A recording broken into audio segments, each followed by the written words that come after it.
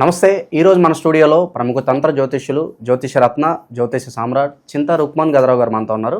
So గురువు గారితో మాట్లాడేద్దాం. నమస్కారం గురుగారు. మాతృదేవోభవ, పితృదేవోభవ, ఆచార్య దేవోభవ. ఓం నమో మాందీశ్వరాయ నమః. గురుగారు, ఆగస్టు మాసం, విశేషంగా శ్రావణ మాసం, కన్యా రాశి వారి పరిస్థితి ఎలా ఉండబోతుంది? ప్రజెంట్ వీళ్ళ టైం ఎలా నడుస్తుంది? ఏ గ్రహాలు బాగా అనుకూలిస్తున్నాయి? ఓవరాల్గా ఎలాంటి జాగ్రత్తలు, పరిహారాలు తీసుకుంటే బాగుంటుంది అంటారు?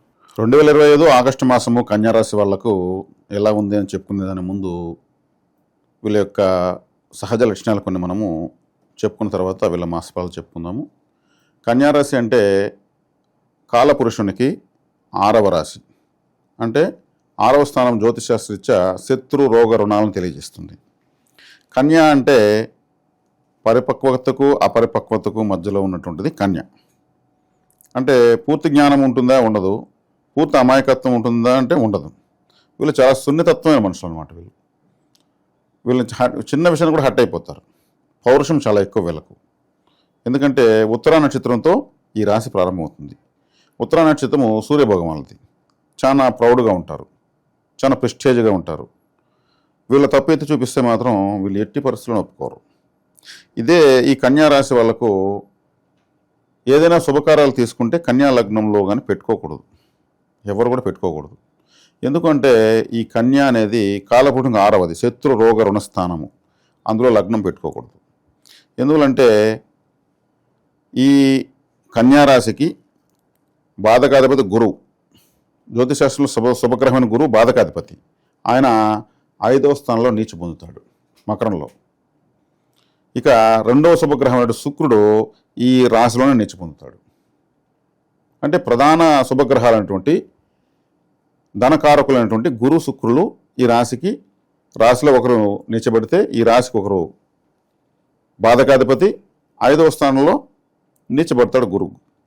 అదేవిధంగా లాభస్థానంలో కుజుడు నీచబడతాడు. అంటే లాభాలు వచ్చేటువంటి ప్లేస్లో కుజుడు నీచబడతాడు. అదృష్టం నుంచి 5వ స్థానంలో గురువు నీచబడతాడు. రాశిలోనే శుక్రుడు నీచబడతాడు. కాబట్టి ఇది శత్రు రోగ రుణస్థానం. అటని వీళ్ళేం చింతించాల్సిన అవసరం లేదు. ఈ రాశి వాళ్ళు చింతించాల్సిన అవసరం. శుభకార్యాలకు ఈ లగ్నం పెట్టుకోకూడదు అనేది మా పరిశీలన అంతే. ఇక్కడ ప్రధాన గ్రహాలు, శుభగ్రహాలు గురు శుక్రులు ఇక్కడ ఈ రాశికి లేదు ఈ లగ్నానికి, ఈ లగ్నంలో వచ్చే ఏ కార్యానికైనా వీళ్ళు వ్యతిరేకమైనటువంటి స్థితిలో ఉంటారు. కాబట్టి అంటే 6వ శత్రు రోగ రుణస్థానం కాబట్టి వీళ్ళ సక్సెస్ ఎక్కడ ఉంటుందంటే ఒకసారి చెప్పుకుందాం. ప్రతి ఒక్క రాశికి మైనస్తో పాటు అంతకన్నా ఎక్కువ సక్సెస్లు కూడా ఉంటాయి. వీళ్లకు అప్పు అనేదే వరం. ప్రతి ఒక్కటి అప్పు చేస్తూ అభివృద్ధి చేస్తూ కానీ వచ్చారంటే అంటే శత్రు రోగ రుణస్థానం కాబట్టి వీళ్ళు చేయకపోయినా వీళ్ళు ఖచ్చితంగా వీళ్ళకి అప్పు ఉండే తీరుతుంది. లైఫ్లో వీళ్ళు ఏదో ఒక అప్పు కడుతూనే ఉంటారు. దాన్ని కానీ అభివృద్ధి పరంగా కానీ అప్పు పెట్టగలిగితే ఖచ్చితంగా అభివృద్ధి చెందుతారు. నంబర్ ఆఫ్ కంపెనీస్, పెద్ద పెద్ద కార్పొరేట్ కంపెనీస్ డబ్బులు 1000 కోట్లు ఉంటే కూడా కంపల్సరీ బ్యాంక్ లోన్ పెడతారు. వాళ్ళు బ్యాంక్ లోన్ లేకుండా ఉండరు. అది వరంగా మార్చుకుంటారు. వాళ్ళు జెన్యున్గా ఆ అప్పు తీరిపోతుంది. మళ్ళీ బ్యాంక్ ఇంకా కూడా ఎక్కువగా డబ్బులు ఇస్తూ ఉంటుంది, ఇంకా డెవలప్మెంట్ ప్రాజెక్ట్స్కి. సేమ్ అలాంటి రాసేది. కాబట్టి వీళ్ళకు అప్పు అనేది ఒక వరంగా మార్చుకోగలిగితే వీళ్ళు సక్సెస్. అప్పులు లేని జీవితం అదృష్టవంతమైంది అంటారు కదా. కన్యా రాశిలో కానీ కన్యా లగ్నంలో పుట్టిన వాళ్ళకు ఈ వీడియో చూసిన తర్వాత తెలుస్తుంది. ఖచ్చితంగా వాళ్ళు ఎప్పుడు ఏదో ఒక అప్పు ఉంటుంది. అది వాళ్ళు బాధపడకూడదు, నిందించకూడదు. దాన్ని అభివృద్ధి వైపు మరల్చారంటే మాత్రం అప్పుని మళ్ళీ అప్పు తీర్చే శక్తి వీళ్ళకి ఆటోమేటిక్గా వస్తుంది.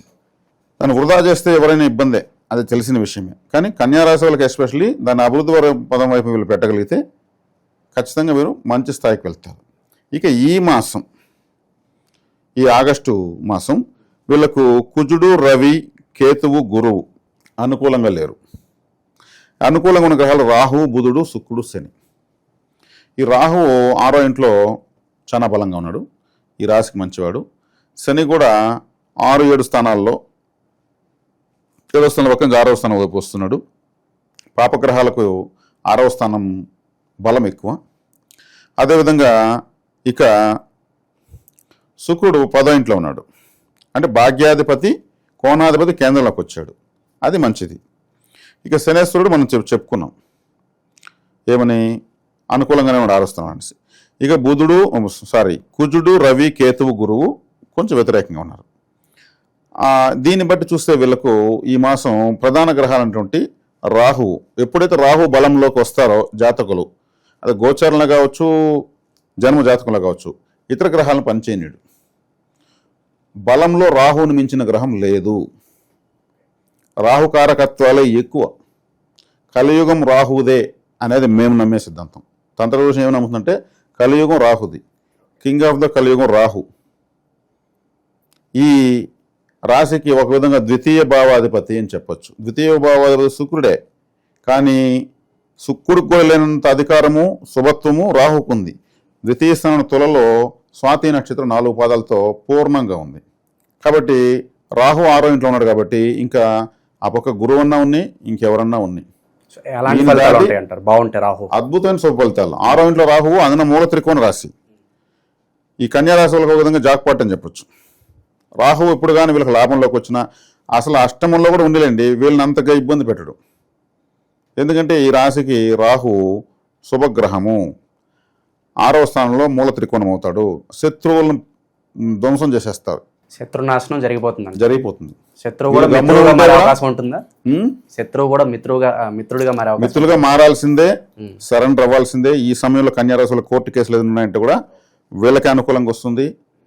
అందులో ఇంకోటి ఏమంటే వీళ్ళకి వ్యక్తిగత జాతకం లేదని వ్యతిరేక దశ జరుగుతూ ఉన్నప్పుడు, ఈ గోచార ఫలితం లేని ఇలా చెప్తున్నాడు మనకేంది ఎలా ఉందనుకున్నప్పుడు, కోర్టుకు వెళ్ళేటప్పుడు ఎడమ కాల్లో 2 గోర్లు కత్తిరించి పారేసిపోతారు. ప్రాచీన కాలం నుంచి ఉన్నటువంటి ఇది ఒక తంత్రం.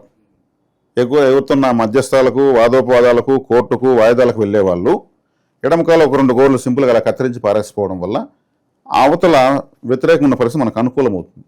మరి అది రహస్యమైనటువంటిది కాబట్టి అలా చేసుకోవచ్చు. రాహు విడిదిరిగి 6లో ఉన్నాడు కాబట్టి శత్రు నిర్జనం అయితే జరుగుతుంది, రుణనాశనం అవుతుంది, రోగనాశనం కూడా అవుతుంది. ఆర్థిక స్థితిగతుల పరిస్థితి ఏంటంటారు? ఇప్పుడు రుణం తీరిపోతుందంటే డబ్బు వస్తేనే కదా రుణం తీస్తారు. ఇప్పుడు రుణం ఉంది, రుణం నాశనం అయిపోతుంది. అది ఎప్పుడు ఎట్లా నాశనం అవుతుంది? డబ్బులు వస్తేనే నాశనం అవుతుంది. సో ఇక నుంచి డబ్బు అయితే రూపాయి నిలవబడుతుంది అంటారా? నిలబడుతుంది అంటే వీళ్ళకు ఇక్కడ ధనకారకుడు గురువు మళ్ళీ వ్యతిరేకంగా ఉన్నాడు, ధనకారకుడు.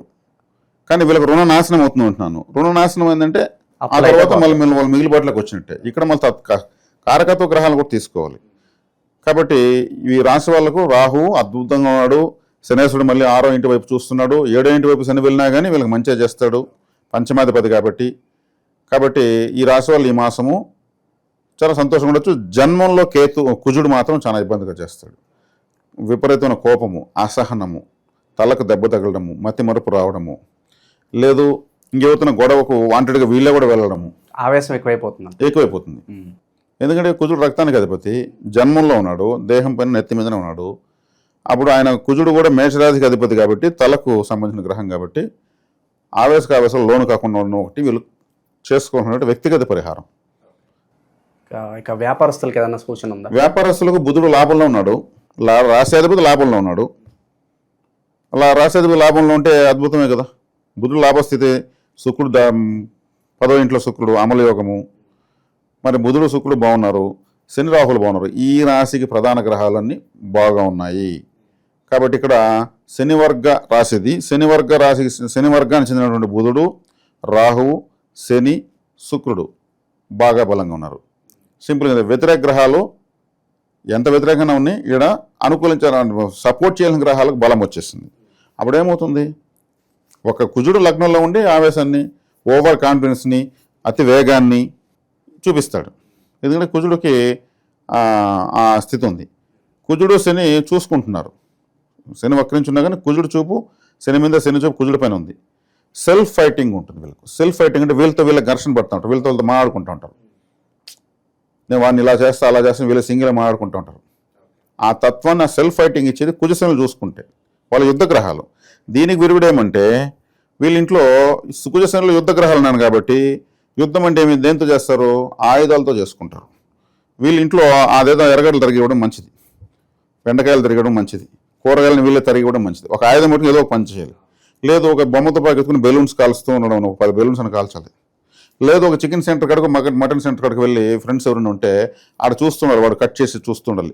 అది పరిహారం అవుతుంది. ఇది వ్యక్తిగత పరిహారం. అంటే కుజశనుల యొక్క చూపు యుద్ధస్థితి కాబట్టి ఇది ఆచరణ పెట్టి చూస్తే మాత్రం రిలాక్సేషన్ ఉంటుంది. మేము చికెన్ తినము, మటన్ తినము, శాఖాహారం అంటే ఇంట్లో కూరగాయలు కత్తిరించేవండి చక్కగా. ఇంటి వాళ్ళకి సహాయపడినట్టు ఉంటుంది. జమ్మని ఇప్పుడు ఎర్రగడ్డలకు సెట్ నీళ్ళు రావడం లేదు, అన్ని హైబ్రిడ్ ఎర్రగడ్డలు వచ్చేసినాయి. ఒకప్పుడు ఇంటి ఒక్కరి కోసం ఇల్లంతా కళ్ళు కత్తిరించేట్టు వచ్చేవి నీళ్లు, కాబట్టి మీరు ఎర్రగడ్డలు కూడా హ్యాపీగా కోయచ్చు. కాబట్టి ఇది వ్యక్తిగత పరిహారం. కుజుడు లగ్నంలో ఉన్నాడు కాబట్టి, రాశిలో ఉన్నాడు కాబట్టి ఇది ఈ రాశి వాళ్ళకి ఈ మాసం చక్కటి ఫలితాలు చూసి సూచిస్తాం. సో వివాహం ఎవరైతే చేసుకోవాలనుకుంటున్నారో మంచి ఫలితాలు ఉండబోతున్నాయి అంట. వివాహం బాగానే ఉంటుందండి, ఎందుకంటే శుక్రుడు మన పురుషులకు ఎవరు భార్యకారకుడు శుక్రుడు 10లో ఉన్నాడు, బాగానే ఉంటుంది. ఎందుకంటే ఇప్పుడు కుదుర్చుకునే సంబంధాల్లో వారి స్థితికి తగిలినట్టు ఏదో కొంత పెట్టే వల్ల దొరుకుతారు. ఈ కట్న కానుకలు అంటూ ఉంటారు కదా, అంటే వీళ్ళ ఆర్థిక పరిస్థితిని అర్థం చేసుకుని వీళ్ళకి తగినంతగా వీళ్ళు ఇచ్చేటువంటి సంబంధం దొరుకుతుంది. గురు శుక్రులు ధనకారకులు 10వ ఇంట్లో కర్మస్థానం ఉన్నారు. అమ్మాయిలకే కొంచెం ఆలస్యం చేసుకుంటే మంచిది, ఎందుకంటే భర్త కారకుడు జన్మంలో ఉన్నాడు కాబట్టి డెసిషన్ కన్ఫ్యూజ్గా తీసుకుంటారు. ఎందుకంటే కుజుడు ఆ స్త్రీలకు పురుషులకి ఇద్దరికి సీరియస్గా చూస్తారు మన మాస ఫలితాలు. అన్ని పురుషులకైనా అన్నట్టు మనం చెప్పినట్టు ఉండకూడదు. కాబట్టి స్త్రీలకు ఎత్తుకుంటే భర్త కారకుడు కుజుడు జన్మంలో ఉన్నాడు కాబట్టి వీళ్ళు సలహాదారుని తీసుకోవడం బెటరు. సొంత నిర్ణయం చేసుకుంటే అందులో కరెక్ట్గా బ్యాలెన్స్ అవ్వలేరు, అదొకటి చేసుకోవాలి. ఇక చివరగా నిరుద్యోగులకు వీళ్ళు మంచి ఫలితాలు ఆశించడానికి ఎంత సమయం పట్టవచ్చు అంటారు? నిరుద్యోగులకు అవకాశం బాగుంది. నిరుద్యోగులకు అవకాశం ఎలా బాగుందంటే రాహు వల్ల, రాహు కింగ్ ఆఫ్ ద కలియుగం, అన్ని ఎక్కువగా కారకత్వాలు రాహువే. ఆయన వృత్తి స్థానంలో ఉద్యోగ వ్యాపార స్థానం 6వ స్థానం ఉన్నాడు కాబట్టి ఏదో ఒక దారి అయితే వీళ్ళు చూసుకునేస్తారు, ఖచ్చితంగా దొరుకుతుంది కూడా. ఇక పరిహారాలు చెప్పబోయే ముందు ఎవరైతే దీర్ఘకాలం నుంచి పెళ్లి కానివారు ఎదురు చూస్తున్నారో 30 వయసు దాటినో వాళ్ళకి ఈ శ్రావణ మాసంలో పెళ్లి అవ్వడానికి మంచి రెమెడీ ఏదైనా అవకాశం ఉంది. ఎందుకంటే 30 సంవత్సరాలు దాటిన తర్వాత ఆలస్య వివాహం అవుతుంది. ఆలస్య వివాహానికి కారకుడు శనేశ్వరుడు అవుతాడు. ఆయన మందస్థిత గ్రహం కాబట్టి ఆయన డైరెక్ట్గా రాశినే చూస్తాడు కాబట్టి ఖచ్చితంగా సెట్ చేస్తాడు. యుక్త వయసులో ఉన్న వాళ్ళకు శని పెళ్లి చేయడు, ఆయనే వృద్ధ గ్రహం. ఆయన రాశిని చూస్తున్నాడు, ఈ రాశికి శుభకారకత్వ గ్రహం, పంచమాధిపతి కాబట్టి శని చూస్తున్నాడు కాబట్టి 30 దాటిన వాళ్ళకి మీరు ప్రత్యేకంగా అడిగారు కాబట్టి ఖచ్చితంగా వివాహం సెట్ అవుతుంది. ఇక విశేషంగా ఎలాంటి దైవారాధన అలాగే ఎలాంటి పరిహారాలు చేసుకోవడం వల్ల ఇంకా మంచి ఫలితాలు ఉంటాయి ఈ రాశి వాళ్ళకు ఉంటాయి అంటే? దుర్గారాధన, కాలభైరవారాధన, దుర్గాష్టకము, కాలభైరవాష్టకం హ్యాపీగా చదువుకోవచ్చు. వీళ్ళు ఆ వాల్ పేపర్స్ కూడా అమ్మవారి స్వామివారి ఫోటో పెట్టుకోవచ్చు. ఓవరాల్గా కన్యా రాశి వారికి ఈ ఆగస్టు మాసం ఏ విధంగా ఉండబోతుందో మీ మాటలు అద్భుతంగా వివరించారు. ధన్యవాదాలు గురుగారు. ధన్యవాదాలు.